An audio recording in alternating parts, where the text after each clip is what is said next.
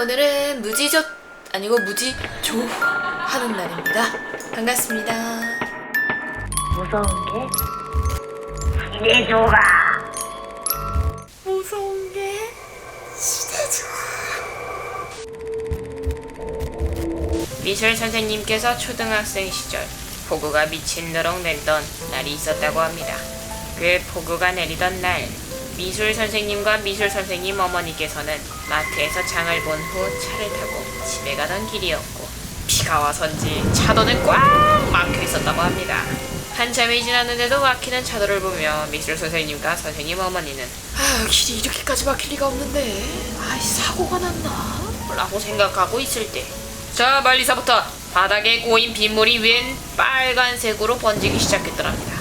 아무리 비가 많이 온다 해도 과할 정도로 막히던 차도는 알고 보니 앞에서 사고가 나서 그랬던 거고, 사고 피해자의 피가 빗물에 타고 흘러 차도는 피바다가 되었다고 합니다. 그렇게 약간 정신이 나간 채로 집에 도착했다고 합니다. 시간은 흘러 저녁 먹을 시간이 되었고 선생님네 가족분들은 밥을 드시러 식탁에 앉았는데 선생님은 사고를 목격하고 계속 속이 안 좋았기에 입맛이 없어서 밥을 깨작깨작거리고 있을 때 이상하게 냉장고와 주방 팬트리장 사이 좁은 틈에 무언가가 있는 것 같은 기분이 들었다고 합니다. 울고 있는 나의 모습, 바보 같은 나의 모습. 형광등 싫어, 형광등 싫어. 엄마, 저기 틈에 뭔가 있는 것 같아요. 어머니는 듣는 중 마는 중 하면서 밥이나 먹으라고 했답니다. 선생님께서 그 틈을 계속 빤히 쳐다보면서 속으로 뭐가 있는 거지? 라고 생각했다고 합니다.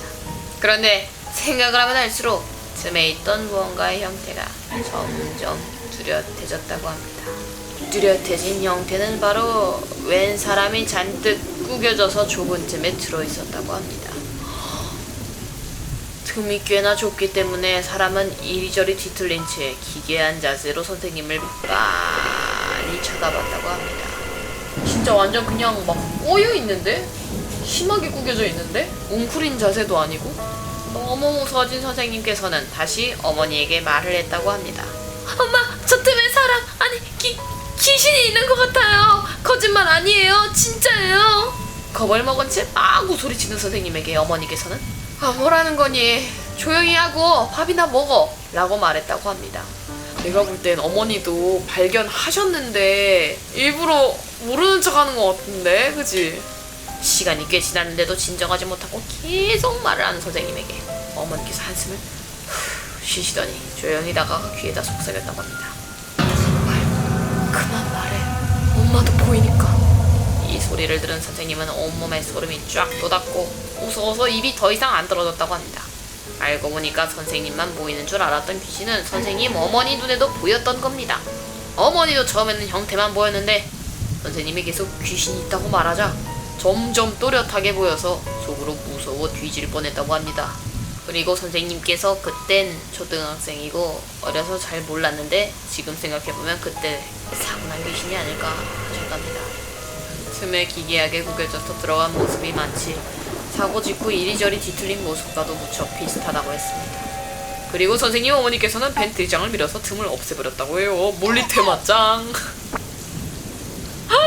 짱 멋지다. 와, 어머니 같이 놀래? 와, 대박. 전 대학병원 정신과 폐쇄병동에서 일하는 간호사입니다. 저희 병원은 밤 근무라고 불리는 나이트에서 근무자는 간호사 1명이에요. 보호사님도 1명 있어서 총 2명이 근무합니다. 그리고 이건 제가 나이트 근무할 때 있었던 일이에요. 저희 병동은 특성상 CCTV가 병동 곳곳에 설치되어 있어요. 그치, 또 무슨 일이 생길지 모르니까.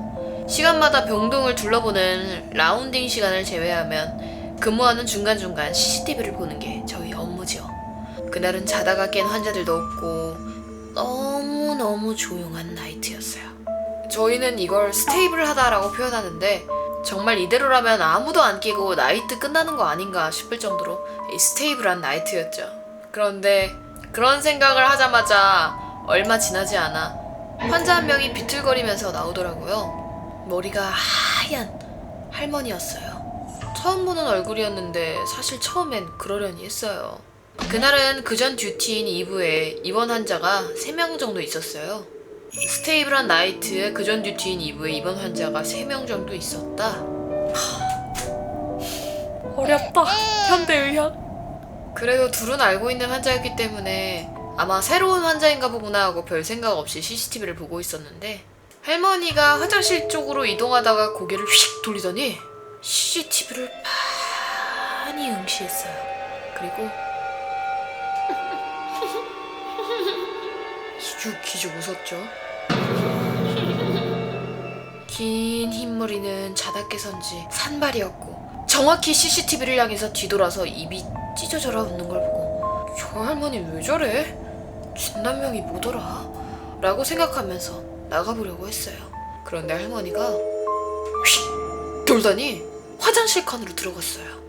할머니가 나오면 나가야겠다라고 생각했는데 5분 정도 지나도 도통 할머니가 나오질 않는 거예요. 그래서 그냥 화장실로 이동했죠. 제가 간호사실에서 나오니까 병동 복도에 앉아있던 보호사님이 저를 쳐다보더라고요. 전 환자가 안 나와서 나왔다고 설명을 하고 화장실 앞에 서 있었어요. 소변을 보는 건지 물이 흐르는 소리가 났죠. 그리고 다른 여자 환자도 중간에 깨서 화장실 사용 후 다시 병실로 이동하는 걸 보고 15분 정도 지났나? 너무 오래 걸린다. 안 되겠다 생각하고 문을 두들겼어요. 할머니 뭐 하세요? 하고 물어보니까 대답이 없더라고요. 할머니 문 열게요 라고 말하는데 보호사님이 뒤에서 쭈뼛거리시더니 간호사님 아까 들어간 환자 말고는 아무도 안 들어갔는데요? 라고 말했어요. 전 진짜 의아해서 할머니 들어가셨는데요? 라고 했는데 아니에요 아무도 안 들어가셨어요 하시더라고요. 분명히 봤는데 이 보호사님이 뭐라는 건가? 물소리도 들렸는데 라고 생각을 하면서 문을 벌컥 열었는데 아무도 없었어요. 전 너무 황당해서 그 할머니 자리를 봤는데 그 자리엔 할머니가 아니라 40대 정도 되는 여자 환자가 있었어요. CCTV도 돌려봤죠. 네, 아무도 안 나오더라고요. 생각해보니 이상했어요. 환자가 일어나면 보호사님도 화장실 안까진 안 들어가도 입구 쪽에 서 계시거나 불편한 거 있는지 물어보는데 가만히 앉아 있었거든요. 그 할머니는 진짜 누구였을까요? 할머니가 CCTV 보면서 웃었다고 했잖아. 근데 CCTV에 안 잡혔대. 후일담. 그 할머니 들어가고 중간에 깬 여자 환자가 있다고 했잖아요. 그 환자가 아침에 말했어요. 선생님, 근데 저 밤에 화장실 쓸 때 같이 들어간 할머니 어디가 아픈 거예요? 라고요. 그래서 약간 머리에 로딩이 걸려서 대답을 못하고 있었더니 아니 그 할머니가 화장실 쓰는데 옆칸에서 문을 계속 두드리잖아요. 아, 좀 이상해서요. 봐봐요, 있었다니까. 헐, 할머니가 옆칸에서 문을 계속 두드렸대. 이렇게 뭐하는 할머니야? 뭐하는 할머니긴 대단한 할머니지. 안녕하세요. 과거에 미술 유학을 준비했던 햄치즈입니다. 전 항상 유학 준비와 전시회 준비를 하기 위해 작업실에서 작품을 준비하고 있었습니다. 제 작업실 바로 옆에는 제가 사용하는 창고가 붙어 있었는데요. 창고와 작업실은 원래 한 방이었던 곳을 얇은 판으로 분리시킨 구조였습니다. 저 문과 문 사이에 있는 벽은 빈 공간이 존재하는 얇은 벽 2개였습니다. 제가 통통 두드리면 빈 소리가 났을 정도니까요. 늦은 저녁 작업을 마치고 비가 오길래 차로 데리러 오겠다는 여자친구를 기다리며 작업실 책상에 엎드려 있을 때였습니다. 정확히 창고가 있는 벽에서 소리가 났습니다. 깜짝 놀라 몸을 일으켜서 벽을 바라봤는데 다시 아이씨, 나 너무 세게 때렸다. 뭔가가 벽을 부술듯 두드리는 소리가 났습니다. 창고는 제가 작품을 보관하고 재료들이 있는 곳인데 누군가 들어가서 작품을 건드렸나 싶은 마음에 헐레벌떡 창고로 가보았습니다. 도착한 창고에서는 이상하게도 정말 작품들이 멀쩡하게 있었습니다. 뭔가 무너진 것도 없었고요. 잘못 들었나 하면서 다시 작업실로 돌아가 휴대폰을 보고 있었습니다. 그때 다시 소리가 반복되었습니다. 아무리 생각해도 이상해서 벽에 귀를 대고 소리를 들어보니 벽 안에서 소리가 나고 있었습니다. 오래된 건물이라 쥐인가? 하면서 여자친구의 전화를 받고 작업실을 나갔습니다. 다음날 작업실로 돌아갔는데 낮 동안은 아무런 소리가 들리지 않아서 또 까먹고 작업을 하다가 저녁에 다시 쾅쾅 소리가 반복되기 시작했습니다. 앞에 말했듯이 벽이 얇아서 쥐가 파먹고 나와 작품을 망칠 수 있을 것 같다는 생각에 건물주님께 전화를 드렸습니다. 여보세요? 건물주님, 벽에서 자꾸 쾅쾅 소리가 들려요. 건물주님 말로는 건물을 살 때부터 있었던 구조지만 원한다면 없애도 된다며 벽을 없애고 쥐까지 퇴치할 업체를 소개시켜 주셨습니다. 건물주 너무 다정 스윗하다. 그렇게 얼마 뒤 벽을 없애주실 분들이 오셨습니다. 그런데 예상과 다르게 벽을 없애고 나온 것은 쥐가 아닌 인형들이었습니다. 그것도 그냥 인형이 아니라 고급 앤틱 소녀 인형들이었습니다. 에나벨 아니야? 나 눈 마주쳤는데 오늘 거에 나올 것 같아. 아니 저거 너무 눈에 영혼이 담겨있는 거 아니냐고요. 아니 이 눈썹은 또 뭐야. 이런 인형이 30개가 넘게 나왔습니다. 이런 인형이 30개? 한 개만 있어도 무서운데? 업체분들도 이상해 하시더라고요. 당시 사진들은 클라우드에 있을 텐데 너무 오래전이라 찾기 귀찮아요. 아 제발 찾아주라. 진짜 부탁이야. 뭔가 찝찝한 마음이 들어 인형들은 중고마켓에 전부 팔아버렸습니다. 엥? 이 와중에 수익도 쏠쏠하게 챙겼네. 와 저걸 사는 사람이 있다고? 진짜? 미친 거 아니야? 그리고 저는 바로 전시회를 위해 작업실과 창고를 모두 비우고 나왔습니다. 그리고 얼마 뒤 제가 마지막 짐을 가지고 나온 지 몇 분 안 되어 건물에 불이 났습니다. 그때 지역 신문에 나올 정도로 크게 불이 나서 옆에 있던 서점과 식당과도 불이 붙었습니다. 스파크로 인한 화재라고 했지만 사람 감이라는 게 뭔가 제가 벽을 없애서인가 싶기도 하더라고요. 과연 그때 벽에서 쿵쿵 소리를 내던 건 무엇이었을까요? 그 인형들은 대체 누가 거기에 가둬두었을까요? 아니 아무도 못 들어가는 벽에 공사를 해서 뚫고 들어간 벽 안에 어떻게 인형 30개를 넣은 거야? 리모델링하는 업체에서 그걸 넣었을 리도 없고. 진짜 미쳤다. 전 20살이 되던 해 지금 사는 집으로 이사를 왔습니다. 그 전까진 복도식 아파트에서 살았어요. 그날 또한 매우 후덥지근했던 것 같습니다.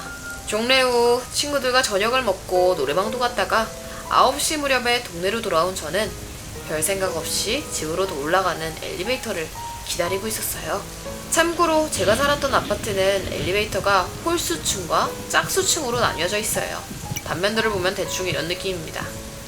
1층 경비실 앞엔 저와 어떤 사람이 엘리베이터를 기다리고 있었습니다. 얼마 지나지 않아 홀수층 엘리베이터가 도착했고 저와 그 사람은 같이 엘리베이터에 탑승했습니다. 전 7층, 그 사람은 5층을 눌렀습니다. 몇 주 지나지 않아 띵! 5층입니다. 소리와 함께 엘리베이터가 멈췄습니다. 같이 탔던 그가 5층에서 내리는 순간 저는 생각 따위 할 겨를도 없이 7층 버튼을 다시 눌러 층수를 무효화시키고 곧장 15층 버튼을 눌렀습니다. 빠른 걸음으로 엘리베이터 문 밖을 나선 그 사람이 복도가 아닌 계단으로 뛰어갔기 때문입니다. 눈치 빠른 MC즈. 아마 평소라면 짝수층에 살던 사람인가 보네 라고 생각했을 겁니다. 저도 가끔 홀수층 엘리베이터가 고층에 멈춰서 안 내려오면 짝수층 엘리베이터를 타고 8층이나 6층에 내려서 계단으로 걸어 내려가거나 올라가거나 했거든요. 그런데 그날 짝수층 엘리베이터는 1층에 있었습니다. 와 진짜 취소되는 엘베라서 너무 다행이다. 취소 안 됐으면은 엘리베이터가 올라가는 동안 저는 거의 패닉에 빠졌습니다. 저 사람이 7층에서 날 기다리고 있으면 어떡하지? 멈추지 않는 엘리베이터를 보고 쫓아서 올라오고 있는 거 아니야? 15층으로 내리는 문이 열렸는데 그 사람이 있으면 어떡해? 아니야 11층이나 13층에서 그 사람이 엘리베이터를 잡아버리면? 그렇네. 15층으로 올라가는 동안 저 사람이 빨리 올라와서 잡을 수도 있잖아. 다음 층에서 5층에서 15층까지 올라가는 그 길지도 짧지도 않은 사이에 겁에 질려서 머리가 반쯤 돌아버렸던 것 같습니다. 진짜 짝수층에 살았던 사람일 수도 있겠지. 아니면 내가 너무 피곤해서 헛걸 본 걸지도 모르고 설마 이렇게 사람 많이 사는 아파트에서 뭔 일 나겠어? 라는 아니란 일종의 정신승리 같은 것들이 줄줄줄 이어지다가 띵! 15층입니다. 엘리베이터의 친절한 기대음이 들리는 동시에 끊겼습니다. 그리고 곧장 새로운 소리가 하나 더 얹어졌습니다. 거리감이 느껴지는 소리. 얕은 에코가 더해진 것처럼 작게 울려서 텅텅 거린다고 느껴지는 계단을 2칸씩 넘나들 때 들리는 소리. 그땐 정말이지 비명도 안 나왔습니다. 아파트는 조용했고 저에게 그 사람의 발소리가 들린다는 건 제 발소리 또한 그 사람에게 들린다는 의미니 어떻게 함부로 움직일 수도 없었고요. 가족들도 외출 중이었기에 저를 데리러 올 사람은 아무도 없었어요. 평생 15층에서 기다릴 순 없는 노릇이었습니다. 야, 제일 꼭대기층인데 여기서 뭐 뛰어내릴 수도 없고 이거 어떡하냐? 그 사람이 몇 층에 있는진 몰라도 15층으로 오고 있는 중이라면 아래층으로 내려가는 저와는 엇갈리지 않겠어요? 그냥 냅다 5층을 눌렀습니다. 5층에서 개빨리 뛰어서 집으로 가려고 했어요. 엘리베이터가 내려가는 동안 중간에 멈추지 않기를 간절히 빌면서 신발을 벗었어요. 야, 진짜 멈추면 어떡해? 내려오다가 같은 층이네라고 생각해서 잡으면 어떡해? 5층입니다. 문이 열립니다. 문이 열리자마자 신발을 끌어안고 계단으로 전력 질주했습니다. 다행히 절 기다리는 사람은 아무도 없더라고요. 거의 울면서 계단을 뛰어넘어 올라갔습니다. 층수가 바뀔 때마다 머리 위를 밝혀주던 센서 등을 주먹으로 부숴버리고 싶었어요. 진짜. 야, 이거 너무 무섭다. 진짜 실화 맞아? 아니, 진짜 너무 무섭잖아. 건물 구조상 그럴 수 없다는 걸 아는데도 불빛 때문에 그 사람이 제 위치를 알아챌까봐 너무 무서웠습니다. 급식 먹으러 뛰어갈 때보다 더 빠른 속도로 계단을 올랐고 거의 한 3칸, 4칸씩 날아가면서 올라갔겠다. 복도를 지나쳐서 집 앞 현관문 앞에 도착했습니다. 열쇠 꾸러미가 잘그락거리지 않게 양손으로 감싸잡아 열쇠 구멍에 꽂았고 덜덜 떨었던 게 무색할 정도로 무사히 집에 들어올 수 있었습니다. 다행이다. 살았다. 예전에 찍어놨던 옛날 집 복도와 현관문입니다. 별다른 증거사진이 없네요. 야, 왜 이렇게 좁아 복도가? 여기 양말로 뛰어왔다고 생각해봐. 밤에 불 다 꺼진 곳에서. 너무 무시해봐. 전 위에서 겪었던 일로 인해 한동안 외부 건물의 엘리베이터를 탈 때도 긴장이 돼서 참 힘들었습니다. 진짜 힘들었겠다. 엘리베이터 자체가 너무 끔찍했겠다. 저는 경기 북부에서 계속 살고 있다가 서울에 있는 직장을 다니게 됐어요. 출퇴근하며 받는 스트레스, 집안에서 받는 스트레스 등 여러 가지 이유로 독립을 하게 됐습니다. 원룸이었는데 원래 살던 집과는 너무 차이가 나서 과연 여기서 몇 년이나 살 수 있을까 걱정이 앞섰어요. 하지만 현실과 타협할 수밖에 없었죠. 그런데 좀 쎄한 부분이 있었어요. 주택가였고 얼마 안 되는 거리에 편의점도 있는 곳이었는데 활기는커녕 건물에 들어오면 주변 온도가 낮아지는 기분이었어요. 방에 들어오면 환기를 아무리 시켜도 이상한 냄새가 곳곳에 나서 방향제를 둬야 했고요. 그날은 제가 야근을 하고 11시 좀 전에 집에 도착한 날이었을 거예요. 야식 먹으면 속이 쓰릴 것 같고 음료수나 하나 먹고 잘까 생각하면서 씻으려고 화장실에 들어갔어요. 그런데 진짜 그날따라 기분이 묘한 거예요. 불안해서 진정이 안 되는 느낌? 야근해서 피곤한가? 이러면서 세수를 했는데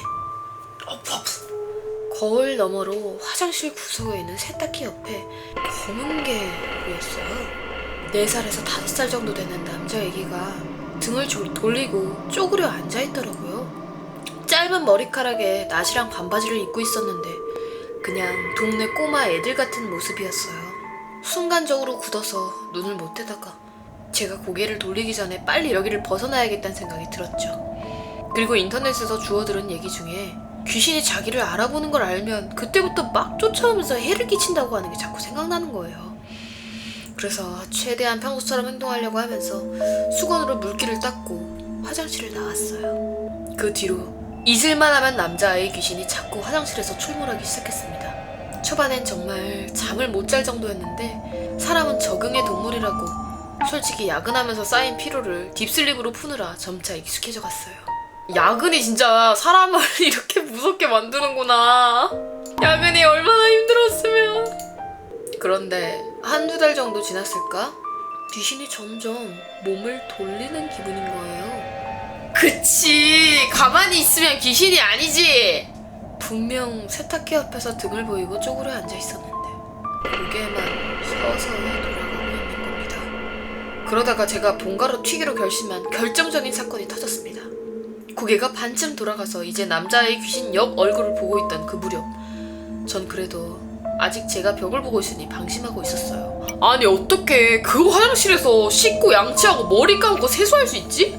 클렌징 폼을 이렇게 눈에다 이렇게 하는 동안 눈 감고 있는 동안 옆에 귀신이 있는데 걔가 나한테 뭔 짓을 할지 모르는데 안 무서워? 이 사람 진짜 짱이다. 그날도 저는 이제 자려고 화장실에서 양치를 하고 세수를 하고 있었습니다.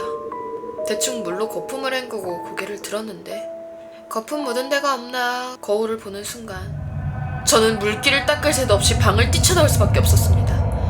거울 속에는 제 얼굴이 아니라 남자아이의 동그란 뒤통수가 보이고 있었거든요.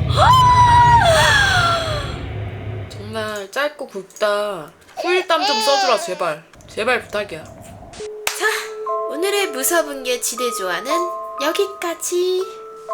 제가 읽어보고 싶으면 좋겠는 다른 사이트 글이 있으면은 무서운 게 지대조화에 링크를 올려주세요.